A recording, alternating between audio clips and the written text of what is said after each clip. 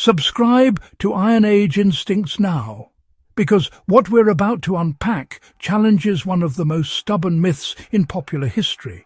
And if you care about how societies actually survive collapse, climate stress and violence, this matters.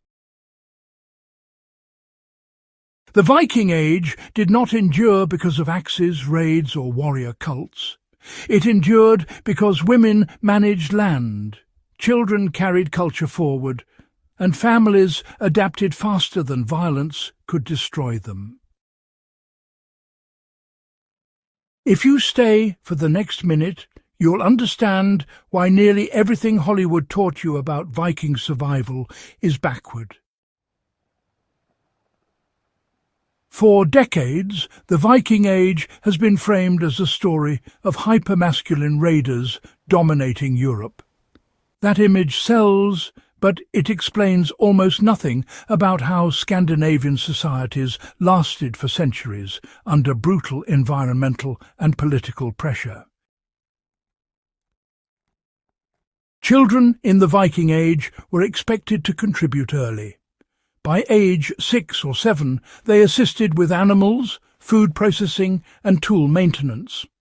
More importantly, they absorbed oral law, genealogies, seasonal knowledge and craft techniques through constant participation.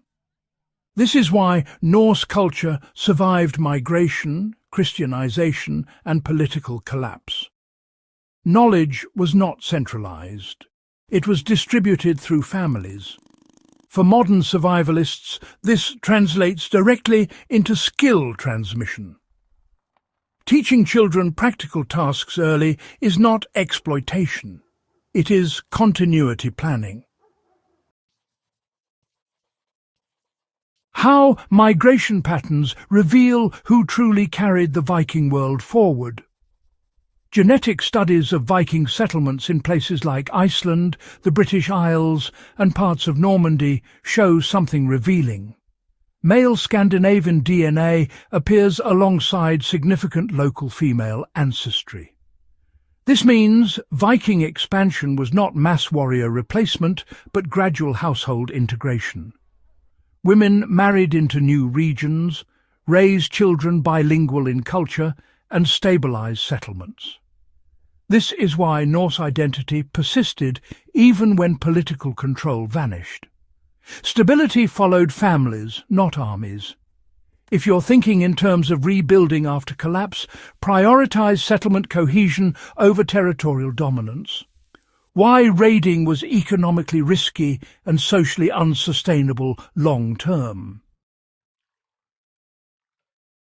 Raiding produced short-term wealth, but, long-term instability. Loss rates were high, returns unpredictable, and retaliation was, pretty common.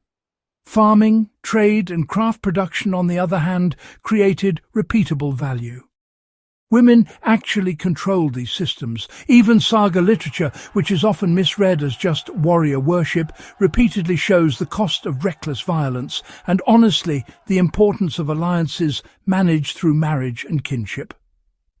The practical takeaway is simple. Sustainable systems outlast aggressive ones. Survival favors those who manage resources, not those who burn them. How can you apply Viking household survival principles today? Start by decentralizing skills within your household. Everyone should know basic food preservation, repair, and planning. Store surplus in multiple forms, not just in one fragile system. Build social alliances locally because, honestly, isolation kills faster than scarcity. Teach children practical competence early, not as a chore, but as part of their identity. The Viking Age teaches that resilience is cultural, not technological. Tools help, but people are the ones who carry systems forward. And here's something to think about. History remembers warriors, but survival remembers caretakers.